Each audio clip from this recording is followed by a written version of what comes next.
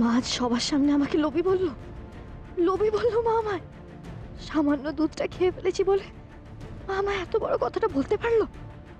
আমি বুঝে গেছি কেউ ভালোবাসে না আমায়, কেউ না। মাও বনি দিদির হয়ে গেছে, আমার জন্য কারোর কোনো চিন্তা নেই। আমিও আর কারোর জন্য ভাববো না, কখনো ভাববো না, কখনো না।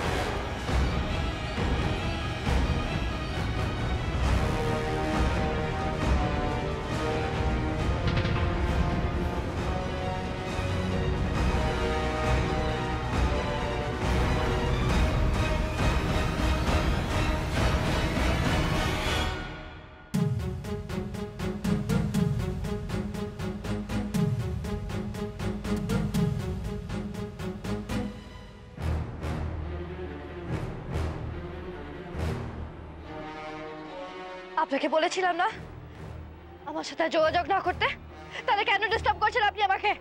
এবার কিন্তু আমি তুমি নয়,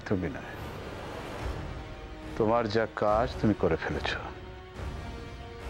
এবার আমার পালা। মানে তোমার অর্ডারি ওষুধ রেডি ম্যাডাম। কি বলতে চাইছেন আপনি?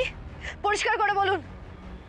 দেখো, আমি তোমার কাছ থেকে টাকা চেয়েছি, তুমি আমাকে টাকা দিয়ে দিয়েছো। এরপর যদি কাজটা না করি, তুমি আমাকে যতই অপমান করো না কেন, তাহলে তো আমি আমার নিজের কাছেই ছোট হয়ে যাব। তোমার কাজ শেষ, এবার আমার পালা।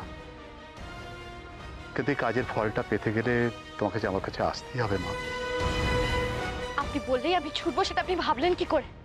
আজ আপনার জন্য যত অশান্তি, আমি আপনার মুখও দেখতে চাই না। দেখো মা, তুমি চাও বা না চাও, আমার মুখ যে তোমাকে দেখতেই হবে মা। তুমি তো তোমার বাড়ির লোকের কাছে ভালো হতে চাও, তাই তো? দেখো কত চোখের জল তোমাকে ফেলতে হয়েছে বলো। তুমি কি চাও তোমার এই চোখের জল রোজ রোজ ফেলতে হোক? চোখের জল অন্য কেউ ফেলুক, তার জন্য কাউকে না কাউকে খারাপ হয়ে তার মূল্য চুকাতেই হবে। এসব মা, তোমার ওষুধটা নিয়ে যাও।